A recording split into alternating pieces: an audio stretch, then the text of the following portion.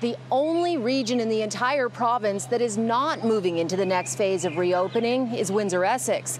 And that's because of outbreaks amongst migrant workers. Premier Ford today blasted farmers for not getting the workers tested and warned he'll take tough action if necessary. Farmers just aren't cooperating. They aren't sending out the people to get tested. We got to bang our heads off the wall and figure out why. It's good for the farmers, good for your workers, good for the food supply chain on safety. We'll give it another shot. We're going to continue trying. We won't give up. But then we're going to have to pull out other tools. And every time I plea with things to get done, then I'll go to the extreme. Whatever tool I have.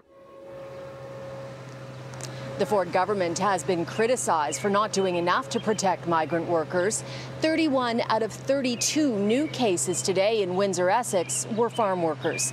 The Mexican government put a pause on sending more workers after 3 died in Ontario, but resumed sending them when the federal government promised more inspections and oversight.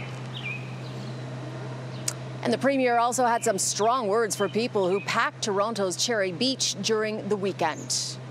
Large crowds of people went down to the beaches area as the temperatures soared, drawing comparisons to the crowds at Trinity Bellwoods Park that drew a lot of criticism and forced the city to draw circles in the park to remind people about social distancing. The Premier says he was shocked when he saw the pictures of the beaches. Folks, I get it. You want to get out, hot day, there's a beach. We got to maybe come up with better protocols. I'll talk to the mayor about it. We need to get bylaw officers out there if everyone's clumped together. But again, everyone has to practice social distancing. This fight's not over. We're winning the fight, but it's not over by any means. It could turn and bite us in the backside in about a heartbeat. COVID cases have been rising among younger people as the numbers come down.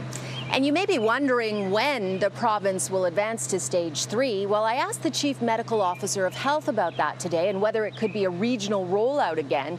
He said right now they're analyzing how the rollout of stage 2 has impacted COVID numbers, and they need to watch them very carefully over the next couple of weeks. Now let me show you today's numbers. We had 161 new infections being confirmed today in the province. That's the lowest case count since March 28th.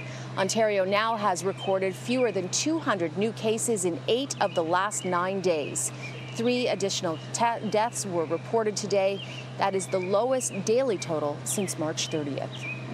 And the province's 5-day rolling average now sits at 178. A week ago, that number was 206. And for a 12th straight day, the province has exceeded its goal of processing at least 20,000 tests. Ontario's coronavirus death toll has now passed 2,600. Meanwhile, 86% of the total caseload is considered resolved.